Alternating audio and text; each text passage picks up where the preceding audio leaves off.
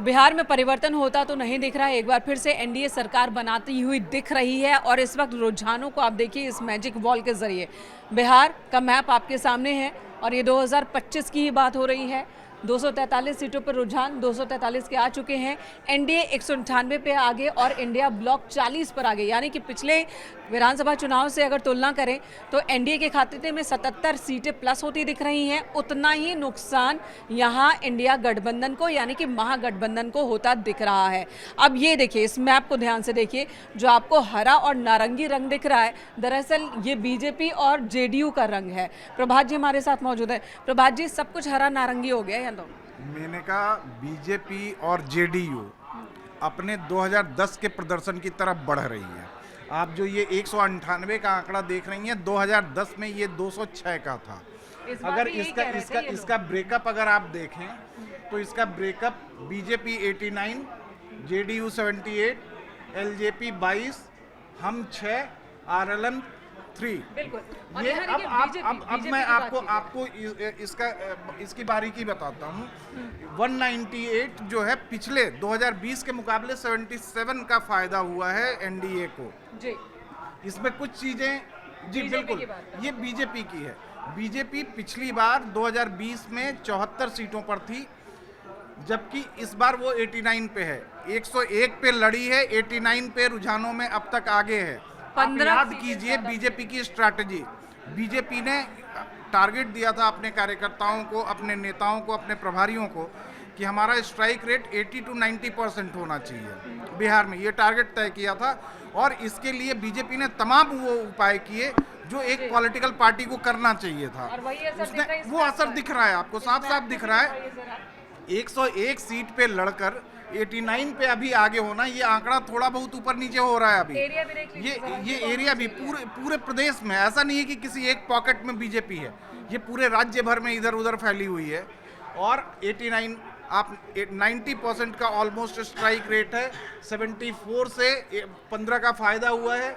JDU ने भी अपना पिछला प्रदर्शन बेहतर सुधारा है पिछले मुकाबले। पिछली बार 44 सीटें थी और अब जो है 78 आ गई हैं, 78 सीटें आ गई हैं, 35 का फायदा हुआ है। और इसका भी अगर आप पॉकेट देखें तो ये किसी एक पॉकेट में नहीं है, पूरे प्रदेश भर में है। वैसे ही एलजेपी पूरे के पूरे फायदे में है, 100% के फायदे में है। एलजेपी पिछली बार 2020 में किसी गठबंधन में नहीं थी, चिराग पासवान और अकेले लड़े थे। उन्होंने अपनी शक्ति दिखाई थी और नुकसान पहुंचाया था।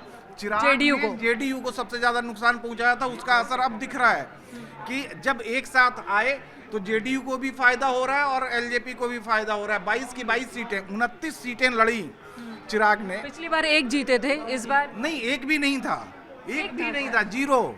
सारी 243 सीटों पे उन्होंने 243 में से काफी सीटों पे चुनाव लड़ा था, करीब 150-200 सीटों पे, लेकिन एक भी नहीं आया। इस बार ये 22 का 22 प्लस है। 29 सीटों पे लड़े हैं इस बार और 22 सीटें ये जीत रहे हैं, मतलब अभी आगे हैं।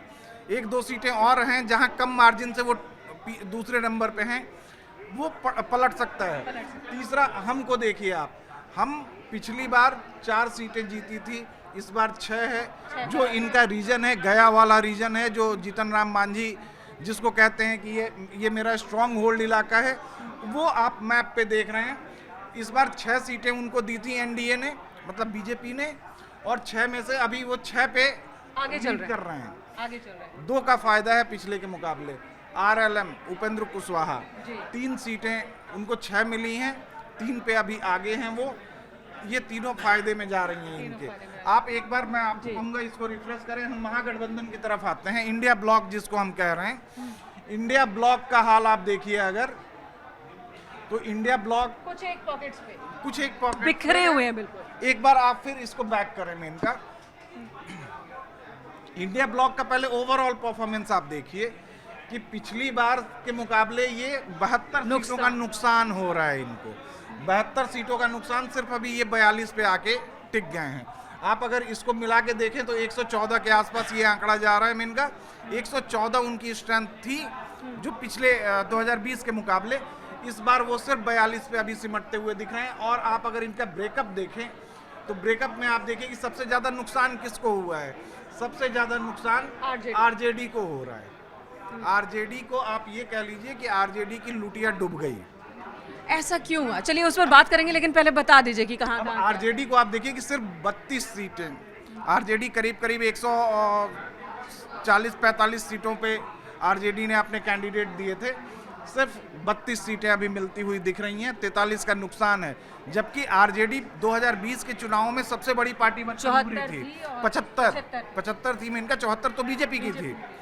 75 सीटों पे आरजेडी सिंगल लार्जेस्ट पार्टी थी और इस बार वो 32, मतलब आप इसको कांग्रेस और आरजेडी में सीटों को लेकर बहुत लड़ाई रही थी कि कितने पे लड़ेंगे, और कांग्रेस की हालत कांग्रेस देखिए। की हालत आप देखिए कि कांग्रेस से तो बेटर परफॉर्मेंस दिख रहा है आपको सीपीआई एमएल का, बिल्कुल सीपीआई माले का आपको बेटर परफॉर्मेंस दिख रहा है।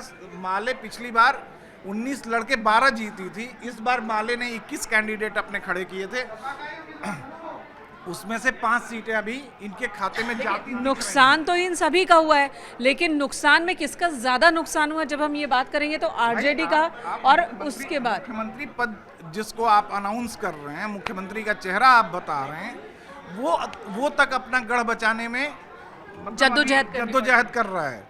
तेजस्वी अभी की जो लेटेस्ट अपडेट है कि अभी भी तेजस्वी 300 कुछ वोटों से पीछे चल रहे हैं, 346 एक बार ये पे। मैजिकल वॉल पे देख लीजिए, ये जहाँ जहाँ आपको हरा दिख रहा है, हल्के हरे में, ये आरजेडी के पॉकेट्स हैं। ये आरजेडी के पॉकेट्स हैं, ये अलग अलग हिस्सों में हैं, छिटपुट 1-2 हर जगह ये दिख रहे हैं, मतलब प्रेजेंस है इनकी, स्ट्रांग नहीं है। और ये कांग्रेस आखिर इतना एटीट्यूड क्यों 5 जगहों पे रह गए सिर्फ? कि कांग्रेस कहाँ डिमांड कर रही थी 70 सीटों की। कांग्रेस की डिमांड, आरजेडी के साथ कांग्रेस की लड़ाई यही थी, जो सीटों के बंटवारे में लेट हुआ। आपने देखा होगा कि पहले फेज का नॉमिनेशन हो गया, उसके बाद तक अनाउंसमेंट नहीं हुई। पहले नॉमिनेशन खत्म होने के बाद 22 अक्टूबर को ये लोग बैठ के पटना में अनाउंसमेंट करते हैं और दर्जन भर लोग प्रेस कॉन्फ्रेंस करने आते हैं। हाँ, उतनी तो सीट नहीं जितने प्रेस कॉन्फ्रेंस में थे जितने लोग।